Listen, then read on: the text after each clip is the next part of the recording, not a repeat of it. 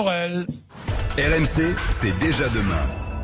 Anthony, bonjour mon cher Anthony. Je suis là, bonjour Jean-Jacques. Vous dans un coin de notre studio, ouais. Je vous vois, accompagné d'une planche de surf un peu particulière. Ah oui. Comment t'as transporté ça ici? On me l'a apporté. Je suis venu en surf, je suis venu avec, tout simplement.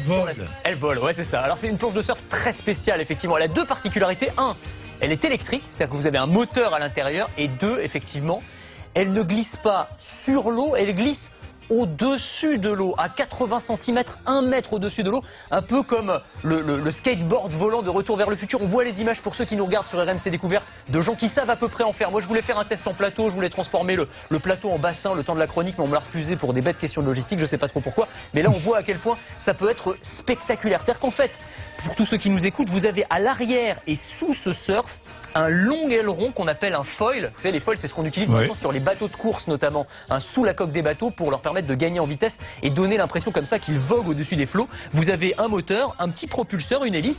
Le pilote, il a une télécommande dans la main pour choisir sa vitesse et puis ensuite avec les mouvements du corps, eh bien il va imprimer des mouvements à cette planche et donc ça donne des sensations absolument incroyables. On a l'impression vraiment de voler au-dessus de l'eau. Alors pour les puristes, on va dire oui mais c'est pas du surf pour de vrai, il n'y a pas les vagues, il n'y a pas le contact entre la planche et la vague. C'est vrai, ça peut sembler être une hérésie, mais ça permet d'avoir les sensations un peu proches de celles du surf en étant sur une surface d'eau plane, c'est-à-dire sur un lac, sur un étang. En mer c'est difficile. En mer c'est difficile, exactement, mais c'est plutôt justement pour tous ceux qui habitent loin des côtes, mais pour des bases nautiques par exemple, ça peut être très intéressant d'avoir ce genre de choses. C'est une start-up lilloise, lilloise, connue pour ses spots de surf évidemment, qui s'appelle Takuma, qui a mis ça au C'est étonnant. Elle est très jolie en plus, c'est un bel objet. Absolument magnifique, l'objet est magnifique.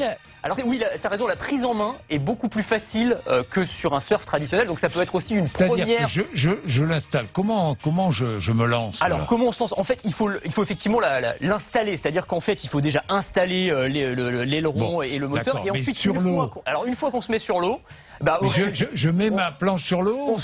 On met sa planche sur l'eau, exactement. On se met debout sur la planche et ensuite avec la petite manette, on va accélérer progressivement. Et la planche se soulève. Et la planche va se soulever progressivement. Alors ça demande un petit peu de technique quand même, ça demande une petite prise en main, mais c'est plus facile quand même que du surf traditionnel. Et on peut monter à 35 km/h quand même, donc c'est pas rien quand vous êtes sur l'eau. 35 km/h, ça commence à filer un peu. C'est pas mal, c'est pas mal. C'est pas donné, hein? Alors non, c'est pas donné. Faut compter 6 500 € pour une planche comme celle-ci. C'est un plaisir à 6 500.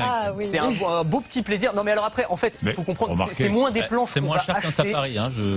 C'est moins cher qu'un safari. Effectivement. Puis on fait moins de dégâts. Ça fait moins de dégâts. C'est pas des planches en fait qu'on va acheter pour la plupart des gens, mais c'est des planches qu'on va louer. On va trouver ça sur les bases nautiques, notamment. Ça fait partie de ces nouveaux sports aquatiques de nouvelle génération qui commencent à arriver près des plages, des étangs et des lacs, etc. Voilà. Dites-moi. Ça